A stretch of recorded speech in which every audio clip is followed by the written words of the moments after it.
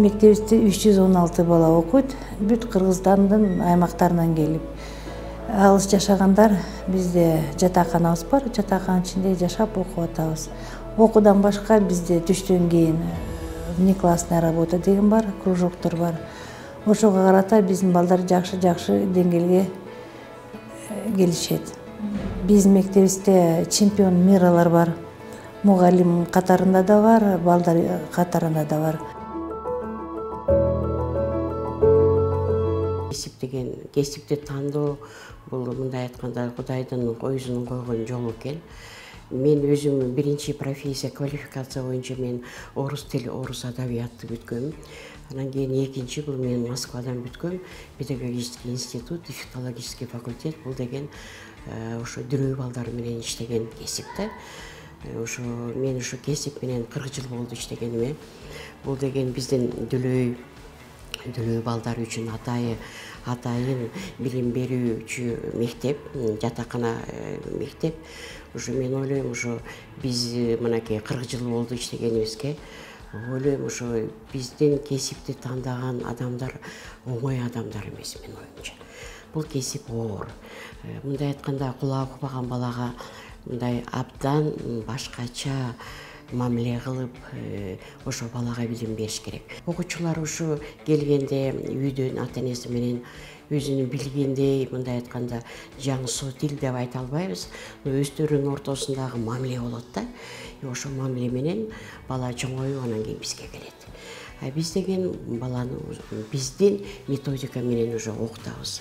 Биринчиден, кандай методика? Биздин өзгөчө атайын методикабыз бар да. Бул деген дактильная речь. Биринчиден, дактильная речь деген мынакей. Биз мынакей, мен ошо атайын көрсөткөм келет, мынакей. Биз деген мындай методика менен баланы окутабыз. Ошо дактиль, бул деген кантип түшүнсө болот методика. Дактиль деген дейсиң, ар мынакей колубуздагы мынакей бир гана дактиль болбосо ким таасир берет? Биздин ушу колубуз менен таасир алабыз да. Ар манжаларыбыз кыймылдаганда ошо эме тамга болот да. Мисалы мынакей о, у, к, т, ш. Манжалар кыймылдаган сайын тамга чыгат, сөз байлык көбөйөт. Мисалы эсиң, апа, ата, ал, кой деген. Ошентип анан кийин бала кабыл алат. Мындан башка биз деген дагы жансоо тил деген бар. Жансоо тил бул деген жардам берет. Мисалы үйдөн дейсиң, ата-эненин ортосунда башкача тил. Биз деген методика менен туура айтабыз да. Балага үйрөтөбүз. Мынакей, бул папа, бул мама, кайталагын, күзгө карагын, туура айткын. Анан кийин экинчи бул деген биздин балага биз үйрөтөбүз туура, орусча айтат методика боюнча артикуляционный упражнение дейт. Кыргызча бир ооздун кыймылдаганына караганда бала деген билиш керек да, кайсы үн каяктан чыгат. Мисалы болсо биз уккан адам ага маани бербейбиз. Укпаган адамга мынакей мен тил кандай, таңдай кандай болот, үн кандай чыгат. Ошону баарын тең биз балага үйрөтөбүз. Анан кийин бала кабыл алгандан кийин ал өзүн өзү контролдош керек. Мынакей мама, папа, потому что вибрация болот. И звукту бала жаттап калыш керек. Жаттаганга себеби эмне болот? Мисалы мынакей дактильный речьте эсиң, биз балдарды отургузганда мугалим баарын этең айтат. Мынакей ар сөздү бала деген бияктан чыгарыш керек. Чыгарып дактильде мынакей. Муну чыгарып, жазып, муну окуп, анан кийин бала деген ошону билет да. Бул мындай экен депчи. Муну өзү ушу колу менен, ушу касса менен иштемейинче баланын сезимине эчтеке келбейт. Мына ар букваны намтип чыгарабыз. Мынакей. И ошо бала ошону баарын тең эсине калтырып жаттайт. Дирөө балага норма балдар менен дирөө баланы мындай айтканда экөөнү салыштырганга болбойт. Дирөө баланыкы баягы көзү менен көрүп турса дагы дүлөй балага башкача сезим ойготуш керек да. Ал эмне? Бала ошого кызыгыш керек. Билимди биз берип атабыз, ошо билимди бала алып кетиш керек. Биз билимди баарына тең фронтально баарына бир-бирибиз, бирөө кабыл алат. Сиз жана айтып атпайсызбы? Кандай балдар кабыл алат? Бир бала бир жолу, эки жолу айтсаң эле бала кабыл алат. Айтат, билем, кайталайт. А бир балага 5 жолу айтыш керек. Ошо 5 жолу айтсаң дагы унутуп калат. Анан айтат, тим турчу, мен азыр эстейин деп анан эстейт да, ошо үйрөткөнүңдү. Ошон үчүн сурдопедагогдун кесиби абдан оор. Анан кийин дагы эмне айткым келет? Ушу кесипти тандаган адам, сурдопедагог, ушу мектеп ушу кесип баланы гана тарбиялабай, бул кесип ата-энени тарбиялайт экен. Биринчиден баланы, ата-энени, андан дагы бул мугалимди да тарбиялайт экен. Мугалим тарбия өргөнү кандай?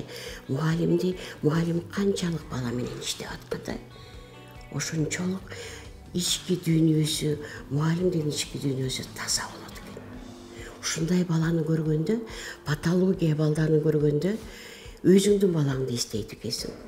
Үйгө чыга элек болсоң дагы кийинки балдарыңды эстейт экенсиң. Мына Алла Таалам сенин колуңа мынандай балдарды алып келди. Ушундай балага сен чоң эмгек жасап, ушу баланын аң сезимин ойготуп, ушу бала жаттап атат, ушу бала окуп атат, ушу бала мындай эле биремени карабай, ошо баланын сөздүн маанисин билип калды деп. Мугалим деген, менин оюмча, мугалим ушу баланы окутуп жатып, мугалим өзү дагы чоңоет экен, как адам катары. Ишенесизби?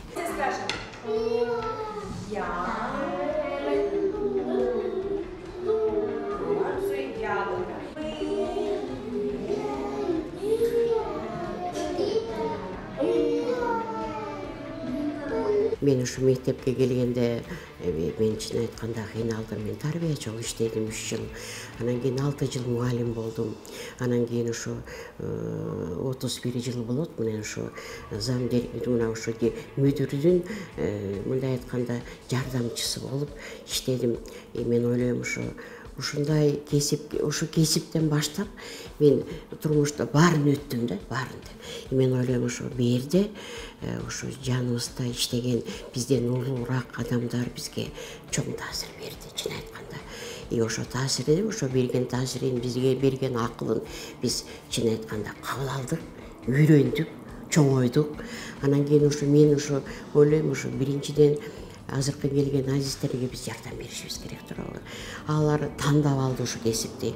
Менин оюмча жаштарга мындай шарт куруп, ушу жаштардын тагдырын колунан келген жагынан дейсиң жардам берип, ушуларга үйрөтүп, ушулар ушу кесиптен кесибин сүйүп, кесибин үзүрүн көргөндөй тарбия бериш керек да. Эми менин оюмча ушу канча жылдан бери иштеп, мен мугалимдерге методиканы үйрөттүм баштап, мен даже үй бүлөсү жөнүндө дагы көп маани берем да. Ойлойм мугалим жакшы мугалим болуш үчүн дейсиң, мугалим бир эле күндө мугалим боло албайт. Дипломду алса дагы ошо кесибине келгенде ар түрлүү кыйынчылыктар болот. Биринчиден дейсиң, балага ички дүйнөңдү балага жеткиришиң керек. Жеткире албасаң, өзүңдүн мынандай опытың жетпесе, бул чын эле кыйыныраак. Анан акырындан ага келесиң, балага үйрөтөсүң, бала сени кабыл алат, ошонун баары тең кийин келет экен да, бул кийин. Ошого чыдабай кетип калгандар эле адамдарыбыз бар да, биздейсиң. Ошого чыдабай. Анан мен ойлойм мен ыраазымын, мен жакшы мугалимдерди мен өзүм тарбияладым. Анан тарбияласам дагы али кече мугалимдер иштеп атат. Мен оюмча азыр көрөбүз мугалимдерин, мындай айтканда кандай эмгек кылып атканын көрөбүз. Мен оюмча мындай да, адам жалгыз өзү гана мен кыйынмын, мен билемин дебей, адам өзүнүн опыту менен бөлүшүш керек. өзүнүн акылы менен бөлүшүш керек, айтыш керек, туура жерде мынандай кылыш керек, тегиндей мынау методиканы колдон, мынау методика сага мындай таасир берет деп жаштарга үйрөтүш керек экен, үйрөтпөсө болбойт экен. Ошону айткым келет. Анан кийин мына азыр болсо барып көрөбүз. Жана мен айткан сөздүн баары тең азыр класстан көрөсүңөр кандай экен. Ошону мугалим балдарга жеткиргенин көрөсүңөр. Эми менин оюмча ушу канча болсо дагы кесип жана айтып атпаймынбы? Баланы эмес, ата-энени эмес, кесип адамды өзүн тарбиялайт экен. Туура жүргөндү, туура сүйлөгөндү, кечикпегенди. Анан кийин мен ойлойм, ушу баягы өмүр бою биз деген ушу расписание менен иштейбиз. Расписаниядан ушу мынакей сеники биринчи сабак болсо сен 20 мүнөт эртерээк келишиң керек. Бүт тиги доскаңды даярлашың керек. Ошо требования өмүр бою эле калат экен адамдачы. Баягы болот го өзүң бир адамдар мындай расписание эмес эле график работы билинбеген адамдар болот го.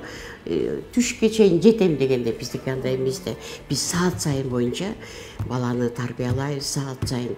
Ошон ойлоймун, бул деген жалгыз мугалимдин кесиби эмес, бул деген тарбиячынын да кесиби. Мындай айтканда мээнети. Тарбиячы бул дейсиң, экинчи мындай айтканда мугалим болгондон кийин тарбиячы ошонун чоң жардамчысы.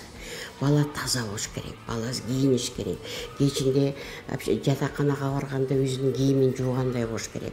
Носки, трусики баары неметкен.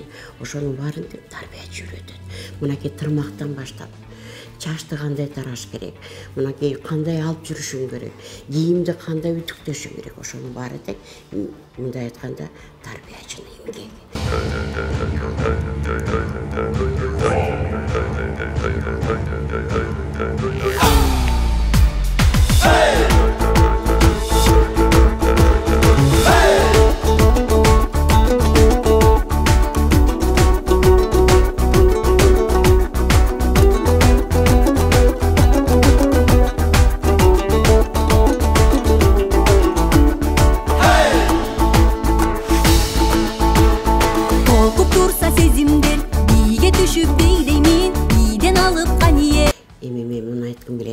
Биз кыргыз тилди 1993 жылдан баштадык. Ошо бизде көп мугалимдерибиз иштедик. Ал убакта ошондо биз программаны өзүбүз жаздык. Ошо программаны бизге ошо Кыргызстан боюнча конференция өткөрүп, биздин программаны башка ошо атайын мектептерге ошо рекомендация кылды да. Аны менен эмне айткым келет? Кыргыз тилди чын айтканда балдарыбыз мынакей бизде 100% балдардын арасынан 95% бизде балдарыбыз кыргыз балдар окуйт. Ошон үчүн бизге канча айтсак дагы бала дейсиң шартына байланыштуу. Мисалы мектепке кире албай калса дагы, кандай жашы келбесе дагы ушу биздин практикада 25ке чыккан бир жигит келди бизге чейсиң. Билими жок экен, Токтогулдан келди. Анан биз айттык, биз окутабыз обедке чейин. Жатаканага жатпайт. Бала келип ошо даярдоо класстан баштап окутабыз деп. Ал бала 2 жыл биякта окуду. Ушундай ушу баланы ушу жигит, дардайган жигит ушундай сүйүнөт да. Мен жазганды үйрөндүм. Бул мындай экен. Автобус 38-чи автобуска барып ал элдин баарын айтат. Дептерин көрсөтүп алып, мына карасаңыз, мен ушуну мен жаздым. Ошон үчүн ойлойсуң, ушу бала билим албаса болбойт. Билим алыш керек.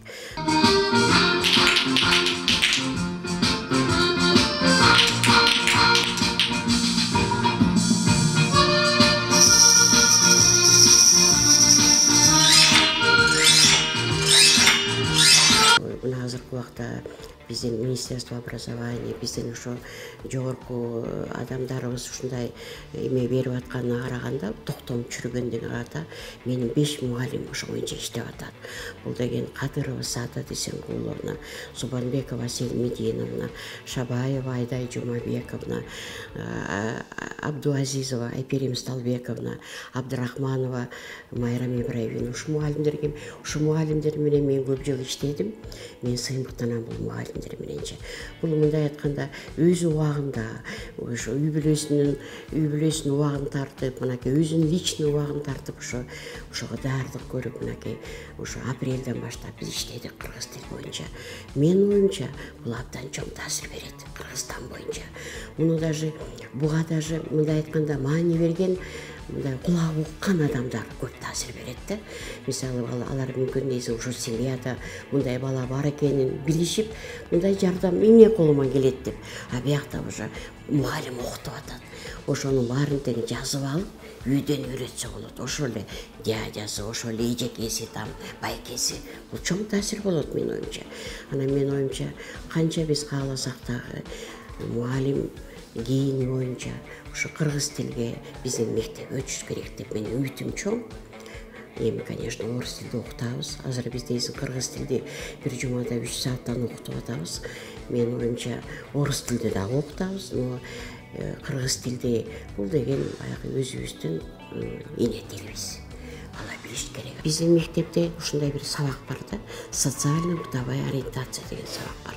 Ошо социально-бытовая ориентацияда Шакеева Гулесен Мукашевна деген 40 жыл болду ушу иштегенине.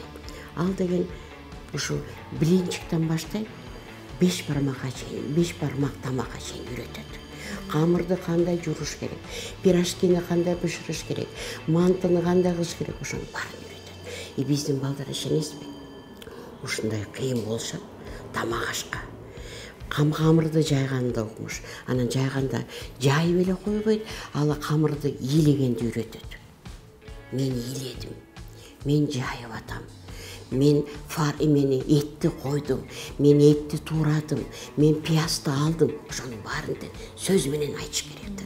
Жазап эле койбойт, үнү жок эмес, аны сүйлөш керек. Мен койдум, мен ийледим, мен салдым, мен форма, ошонун баарын бала сүйлөйт. Анан кийин 10 классты бүткөндө бизде экзамен беришет. 5-4 сабактан. Ошонун ичинде жана социальный бытовая ориентация кирет.